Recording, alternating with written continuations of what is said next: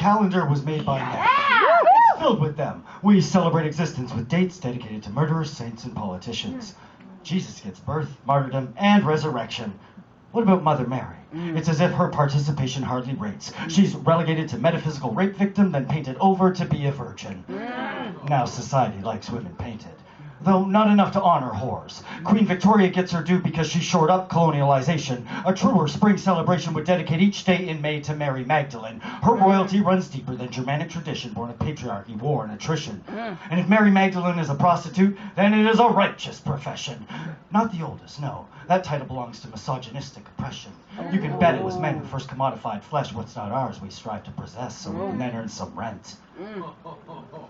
I wish the women who birthed great men had their names beside them on my calendar, so I could thank them for the knowledge of my brothers. But we don't name those mothers, so we could still blame others for the Hitlers and the Dahmers. It's akin to burning women as witches for disease and failed harvests, in the way we still punish women's strength.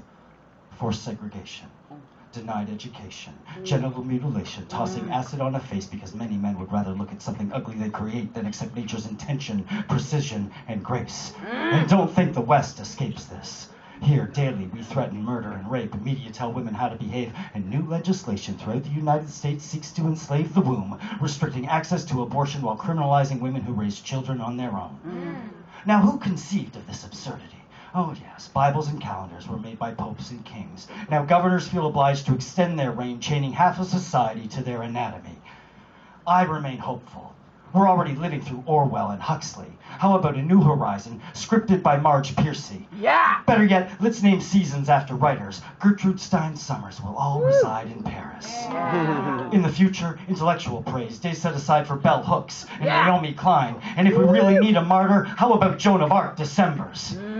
Or we could simply remember our shame, each day listing the names of indigenous women gone missing. Let's not even call it a calendar. Let's call it Mary Shelley. She took the male archetype and tore it from her belly. Frankenstein was much more than metaphor, and that monster still exists, constricting creative energy wherever misogyny persists. And to think this all began by flipping through a year and finding no women there. But seeing the seasons, the solstice, the lunar cycle as examples of the feminine, constants like shifting constellations in the Earth's rotation, this last bit's mainly for the men. It's time for us to stand beside women, so listen up, brothers. Just as every day should be Earth Day, all birthdays belong to mothers. Yes!